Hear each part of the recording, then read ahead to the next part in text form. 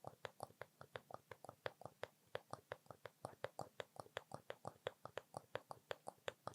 い、皆さん選べましたか？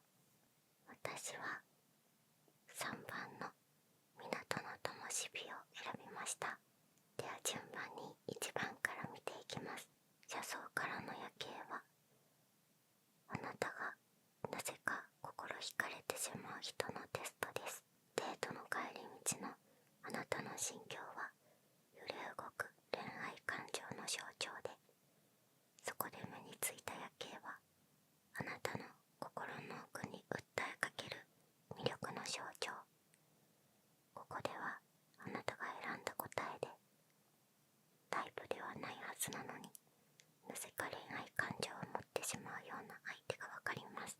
1番高層ビル群を選んだ人が惹かれるのは成功者。実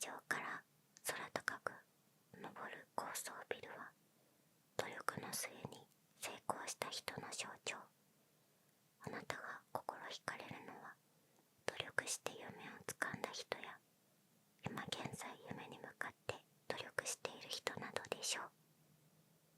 ということです。どうでしたか？当たってますか？努力をして夢をつかんだ人、今夢に向かって努力している人っていうのは確かにすごい輝いて見えますよね。何かを成し遂げた人っていうのはすごく尊敬できるし、惹かれる気持ちもわかります。2番見ていきましょう。2番、住宅街の明かりを選んだ人が惹かれるのは博愛主義者。いくつもの家庭が集まる住宅街は友情や愛情にあふれた人の象徴。あなたが心惹かれるのは優しくよく気がついて周りの人を安心させてくれるような人でしょう。なるほど。どうですか？これはもうわかりますね。優しくて周りの人を安心させてくれるような人っていうのはやっぱり男女ともにね、すごい魅力的ですよね。こういう温かい人になれたらいいなって思いますね。それでは最後3番いきましょう。私と同じ港の灯火を選んだ人が惹かれるのはロマン主義者。船出の地であり異国へのロマンをかきたてる港は自らの感性を重んじるロマンチストの象徴。あなたが心惹かれるのは人の意見に流されない強い意志を持った人や自分の感性を大切にする人でしょう。ということです。どうでしょうか？私は当てはまるなって思いました。なぜか自分をしっかり持っている人、強い意志を持った人はなんかすごいと思って気になってしまいます。周りが何かを言ってこようとも自分の感性を大切にしている人、なんだかつい惹かれてしまうような気がしますね。これは当たってると思います。それではいよいよ最後の問題に行きましょうか。最後はこれにしています。騎馬戦の馬は今あなたは運動会でちょっと変わった騎馬戦に参加中。何が変わっているかというと、馬役の人が変な格好をしているところ。あなたは普通の格好でその変な馬に乗っていますがさて、馬役の人はどんな格好をしているでしょう。1番、水着姿。2番、おかま姿。3番、着ぐるみ姿。ちょっと想像したらすごく面白いんですけど、まあとりあえず5回目のシンキングタイムいきましょう。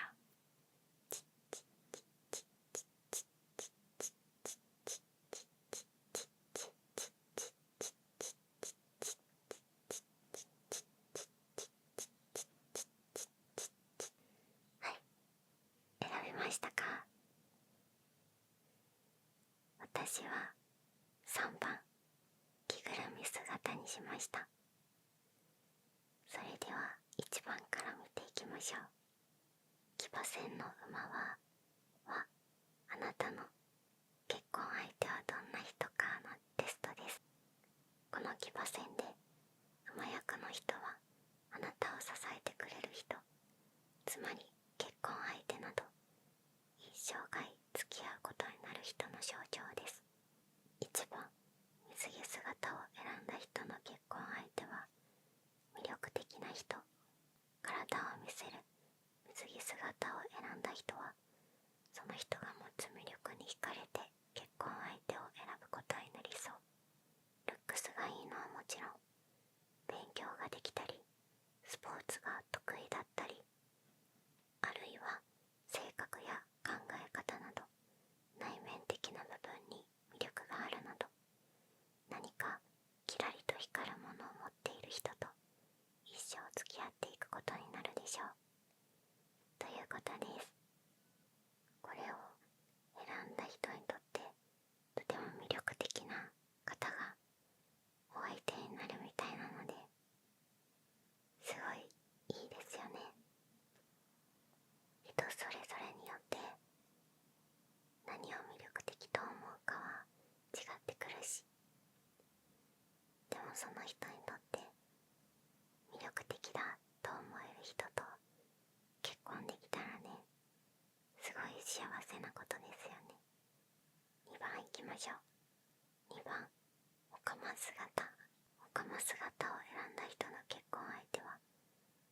受けない人、一般に恋愛の対象となりにくいオカマを選んだ人は、一緒にいても気を使わなくて済む人と結婚することになりそう。恋人選びでは、初めは見た目が気になっても、最終的には考え方や価値観が近い人や話が合う人などを選んだりしていませんか？心では理想のタイプを追い求めても、体が求めるのはあなたが自然体でいられる人といったところのようです。ということです。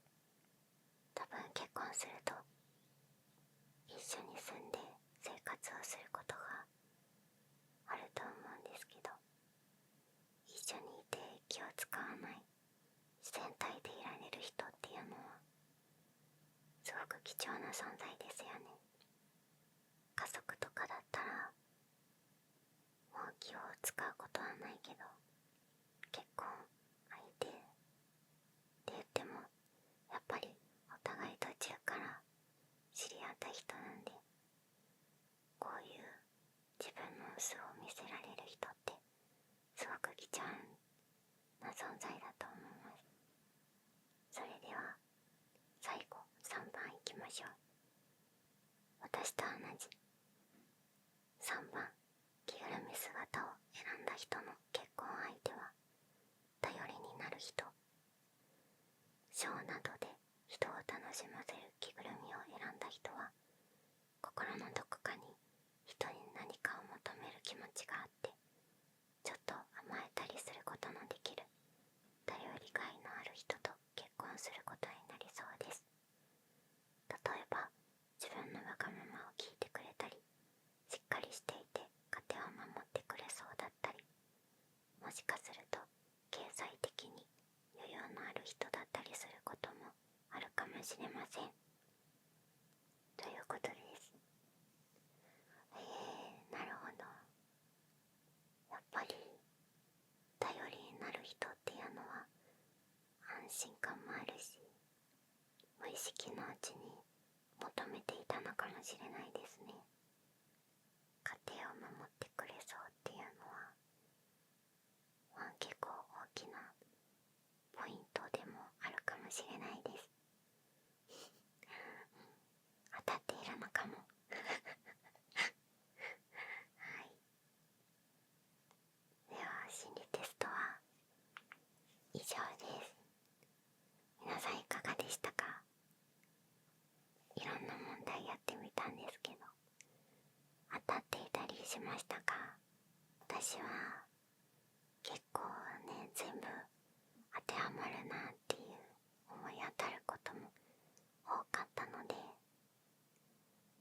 心理テストってやっぱり気づかないけど、自分の心にある何かが表されているのかなって思いました。何言ってるんだって感じなんですけど、でも楽しかっ